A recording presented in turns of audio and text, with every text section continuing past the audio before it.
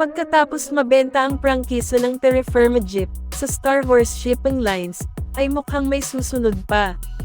Usap-usapan kasi nitong mga nakaraang araw, na inaalok na daw ang Northport sa Strong Group Athletics.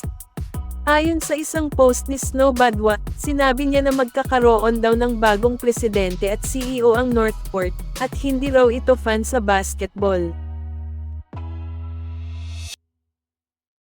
Dagdag pa niya, na ilan sa mga members ng PBA board ay nagsuggest na i-allow ang Strong Group Athletics na makapasok sa liga, sa rason na may kakayahan silang i-finance ang isang team, at bumuo ng isang competitive na ball club.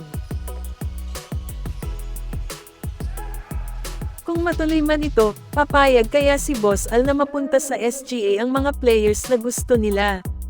Gayong alam naman ng lahat na farm team ang Northport ng SMC. Well, kapag mangyari yan, paniguradong gagawa ng paraan ang SMC dyan.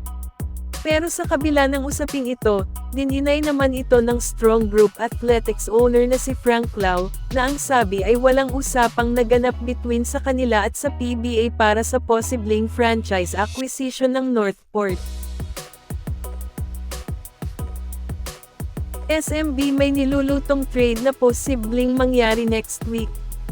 Sa post ni Snow, mukhang one-on-one trade ang magaganap, at ito'y sa pagitan nina Arvin Tolentino at CJ Perez. Malaki rin ang posibilidad na ito daw na ng San Miguel ang gusto nilang makuha para sa darating na All-Filipino Cup.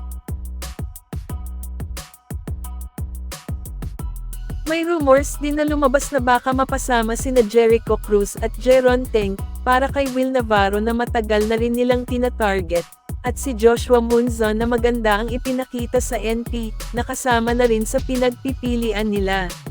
Sa tingin nyo, patas kaya ang trade na ito? Samantala, Mikey Williams umuwi na sa US na walang nakuhang offer mula sa mother team niya na TNT. Matatandaan na pagkatapos ng stint ni Mikey sa Strong Group Athletics ay nanatili pa ito sa Pinas ng halos isang buwan para ayusin ang gusot niya sa TNT, para sana sa possible comeback niya sa PBA at sa tropang liga. Pero parang mailap ang TNT, kaya siguro umuwi na lang. Ayon kasi sa Spin, nag-attempt si Mikey na kausapin ang big boss nila na si MVP, ganon na rin si Coach Chot Reyes, pero bigo siyang makausap ang mga ito dahil si MVP ay wala sa bansa at si Coach Chot naman ay busy, dahil nakafocus sa mga laro nila. Sa tingin ko mukhang nag-move on na ang TNT kay Mikey, dahil sa kabila ng pag-reach out ni Mikey ay parang sarado na ang pintuan sa team na minsan na niyang ni-reject.